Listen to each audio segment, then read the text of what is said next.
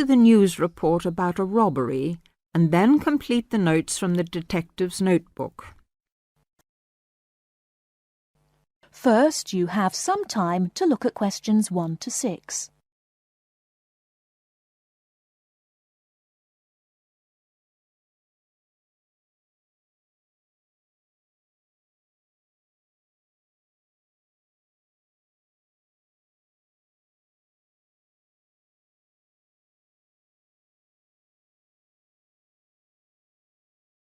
Now we shall begin. You should answer the questions as you listen, because you will not hear the recording a second time. Listen carefully and answer questions 1 to 6.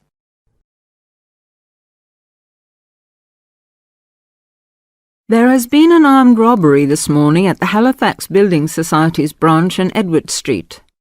John Brinks is at the scene with Detective Sergeant Henry Lawson. Detective Sergeant, can you tell us what you know about the robbery? Yes, the raid took place this morning shortly after 11:30 when a man accompanied by a woman went into the offices of the Building Society and asked to see the manager.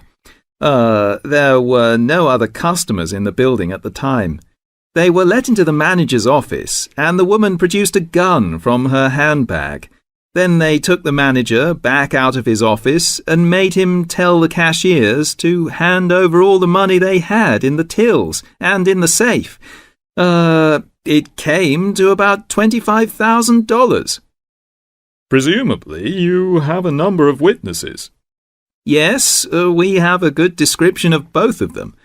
The man was about 1 meter 80 centimeters, around 35 years of age, with blue eyes and short curly red or ginger hair. He was wearing jeans, a green sweater, and a 3/4 length blue coat. When he spoke to the cashier when he came in, he called himself Mr. Erickson, but we doubt whether that is his real name. But we do know that may be his real name. He also spoke with a strong Scottish accent, which may help us to trace him.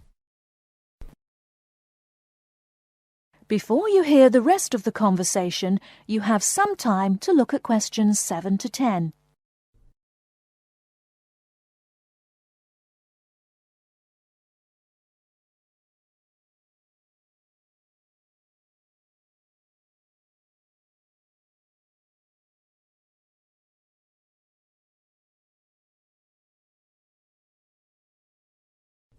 Now listen and answer questions 7 to 10.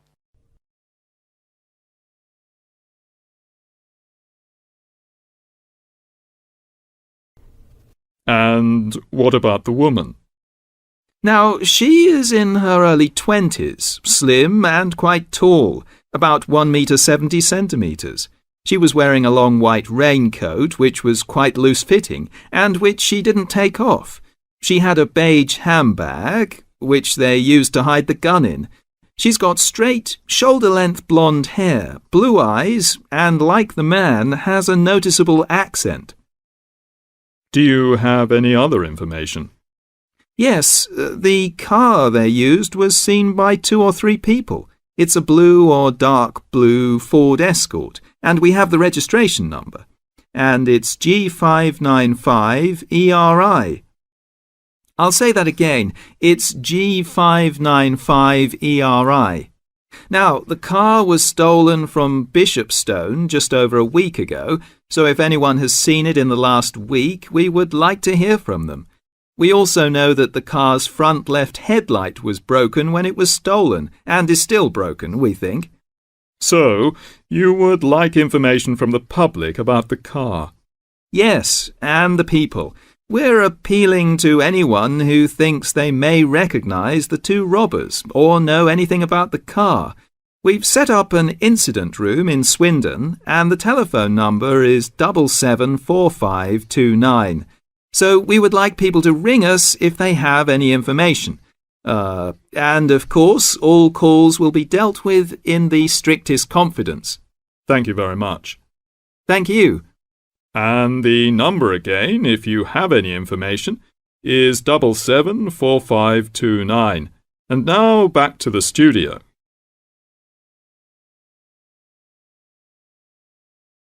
That is the end of part 1. You now have half a minute to check your answers.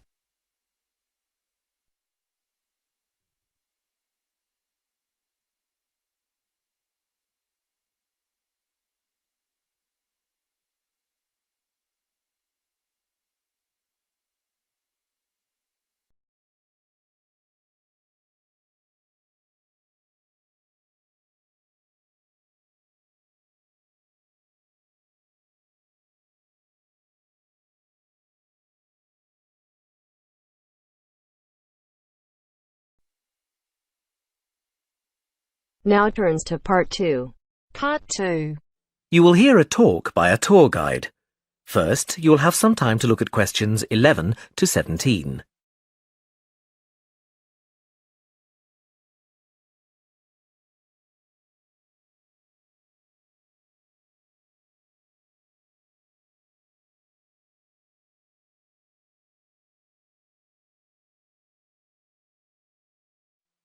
Now listen carefully and answer questions 11 to 17. Welcome to San Fernando City Tours. I'm Mark, your tour guide. We have a lot to see in 3 hours, so make sure you're comfortable. We'll be traveling into the historical district first, and then into the town center. After that, it's out to the harbor, and we'll finish up at the lighthouse, just past the harbor. That will take us up to midday, and after that, you're free to do what you want. At the lighthouse, you'll have a chance to visit the tea room and take photographs of the magnificent coastline. Now, as we have only 3 hours, we won't be able to take you around the shopping district, but we think you'd prefer to look around the shops there in your own time anyway. San Fernando has some well-known tourist attractions, the lighthouse, for example, and the National Library. However, the little-known military museum is not to be missed. Be sure to visit before you leave. Now, there's a lot to do in San Fernando. Indeed, there really is something for everyone. For those who love the water, I can recommend a trip on the Seafarer, one of the most famous boats on the San Fernando River. It does an evening trip with a 3-course meal included. It's great fun for everyone, but especially for young people in their teens or 20s. After 9, there's a disco on the boat, and it gets really lively. Then there's a climbing wall near the town center. It's incredibly popular, with a large wall for expert climbers and a smaller wall for novices. There's a junior wall and a creche, so it's a great day out for those of you with kids. And if you like walking, there's some great walking tours. The City Sights tour is highly recommended, as is the walking tour by the coast. But that one's only for the fit, not really suitable for children or the elderly. For more mature people, or those less able to get around, I would suggest a tour around the vineyards. It can be done in the luxury of a coach, and it's a wonderful way to explore the region's wines. Before you hear the rest of the talk, you have some time to look at questions 18 to 20.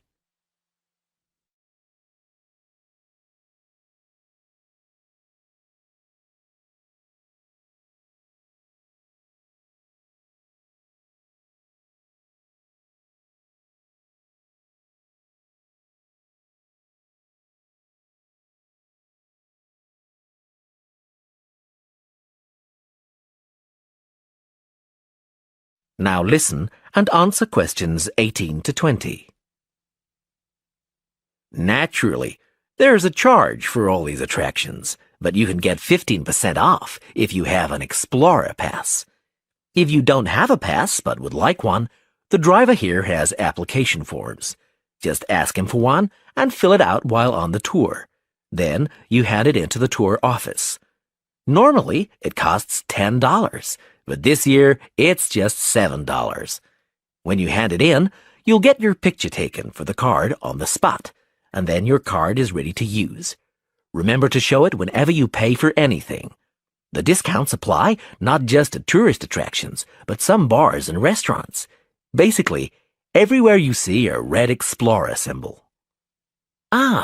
We're coming up to the historical district now. If you'd like to look at That is the end of part 2. You now have half a minute to check your answers.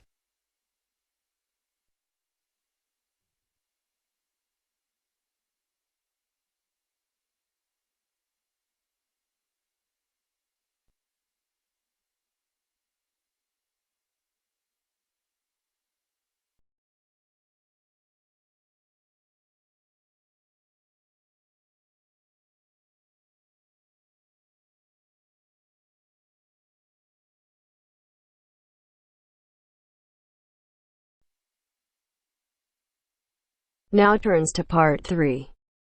Part 3. You will hear two geography students, Jack and Katie, talking about a field trip to Kenya in Africa. First, you have some time to look at questions 21 to 24.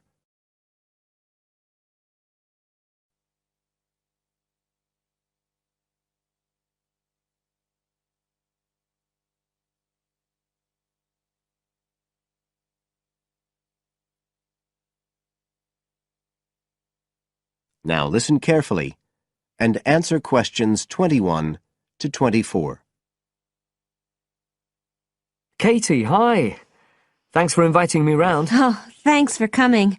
I know you're up to your neck in finals revision, but I've got to make up my mind about next year's geography field trip, and I'd really like your advice. We've got to choose between an African trip and one in Europe. They've told us a bit about both trips in the lecture, but I really can't make up my mind, and I know you did the African one last year. That's right. So, where exactly did you go? I mean, I know it was in Kenya, in East Africa. Yes. Well, we were right up in the northwest of the country. It was beautiful. We stayed in a place called the Marich Pass Field Studies Centre. Right. Dr. Rose said the accommodation was traditional African-style cottages. He had a special name for them. Bandas. Yes, they're fine. You have to share, 2 or 3 people together. They're pretty basic, but you have a mosquito net. They don't provide spray, though, so remember to take plenty with you. You'll need it. And there's no electricity in the field centre. You'll have hurricane lamps instead. They give a good light. It's no problem. What about places to study? Dr. Rose said there was a library? Yes, but it's quite small. There's a lecture room as well, but most of us worked out in the open air. There are plenty of places outside, and it's so beautiful. You're right in the middle of the forest clearing. I gather it's a relatively unmodernized area. Definitely. They actually set up the centre there because it's on the boundaries of 2 distinct ecological zones. The mountains, where the people are mainly agriculturalists, and the semi-arid plains lower down, where they're semi-nomadic pastoralists. Before you hear the rest of the conversation, you have some time to look at questions 25 to 30.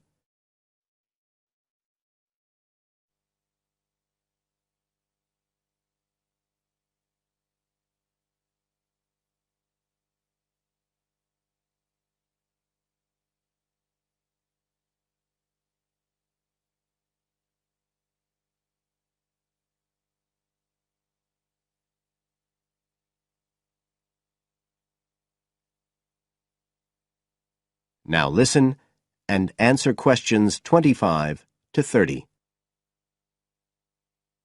So, how much chance did you get to meet the local people there? Did you get the chance to do interviews? Yes, though we had to use local interpreters, but that was okay. Then we did field observation, of course, looking at environmental and cultural conditions, and morphological mapping. What's that? Oh, looking at the surface forms of the landscape, the slope elements and so on. What about specific projects? Yes. After the first 2 or 3 days, we spent most of our time on those. We could pretty well do what we wanted, although they all had to relate to issues concerned with development in some way. People did various things. Some were based on social and cultural topics, like the effect of education on the aspirations of young people, and some did more physical process-based studies, looking at things like soil erosion. My group actually looked at issues relating to water, things like sources such as rivers and wells, and quality and so on. It was a good project to work on, but A bit frustrating. We felt we needed a lot more time, really. Right. Dr. Rowe did say something about limiting project scope. Yes, he told us that too at the beginning, and I can see why now. What else? Well, we had some good trips out as part of the course. We went to a market town, a place called Sigur. That was to study distribution. And to look at agricultural production, we went to the Weiwei Valley. That's an important agricultural region. And what about animals? Did you have a chance to go to a national park? Sure. We did a trip on the last day, on the way back to the airport at Nairobi. But actually, there was lots of wildlife at the field centre. Vervet monkeys and baboons and lizards. It does sound good. It was excellent, I'd say. In terms of logistics, it was very well run. But it was more than that. I mean, it's not the sort of place I'd ever have got to on my own. And it was a real eye-opener. It got me really interested in development issues and the way other people live. I did find it frustrating at the time that we couldn't get as far as we wanted on the project, but actually I'm going to follow it up in my dissertation, so it's given me some ideas and data for that as well. So you'd say it was worth the extra money? Definitely. That is the end of part 3. You now have half a minute to check your answers.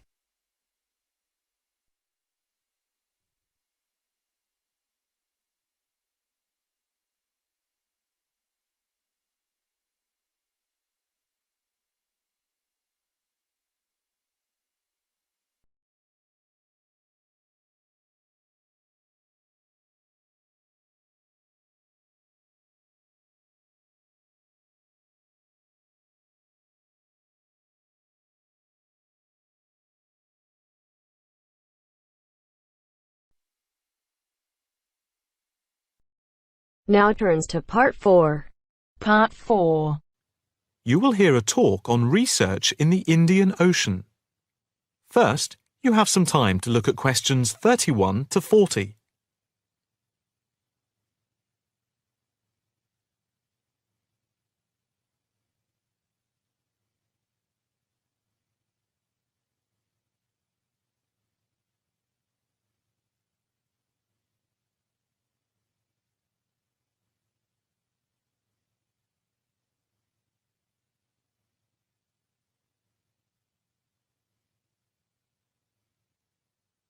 Now listen carefully and answer questions 31 to 40. In this, the first lecture in our series on the changing face of the oceans of the world, we are going to look at the Indian Ocean, into which the Oceanography Department at the Institute here in Australia has been doing pioneering research over the past 5 years. Let us start with some facts about the Indian Ocean, to give you an idea of the scope and complexity of the enterprise we have undertaken. As you can see from the diagrams here on the screen, showing the relative size of the planet's 5 oceans, the Indian Ocean comes third after the Pacific and Atlantic Oceans, but is larger than the Southern Ocean and the Arctic Ocean. On this slide, you can see that the Indian Ocean is different from the 2 larger oceans in that it is landlocked to the north and does not extend into the cold regions of the North Pole.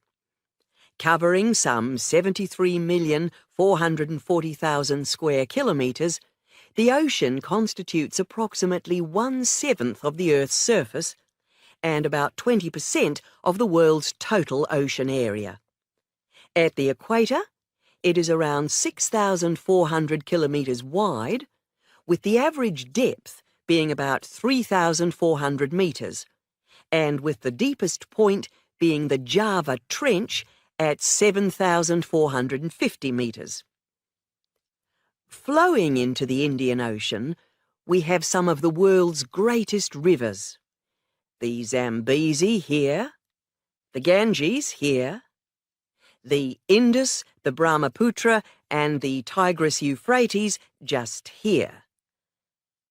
The 2 largest islands in the Indian Ocean, Madagascar, here off the coast of Africa, and Sri Lanka, here off the southern tip of India, are structurally parts of the continents of Africa and Asia, while islands like the Seychelles are exposed tops of submerged ridges. The Maldives are low coral islands, and Mauritius and Réunion are volcanic cones. The surface waters of the ocean are warm, except where the ocean touches the cold waters to the south. A network of scientists, mainly oceanographers and meteorologists from around the world, are monitoring changes in the ocean's temperature and acidity, especially where it meets the Southern Ocean, in order to see how global warming is having an effect on the waters there. An assessment is also being carried out on how this is impacting on low-lying habitats and peoples in the more populated coastal regions around the rim of the ocean.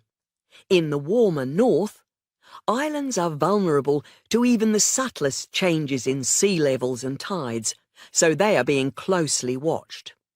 Moreover, a close eye is being kept on wind changes, especially alterations to the monsoon rains, typhoons, cyclones, and any other natural phenomena.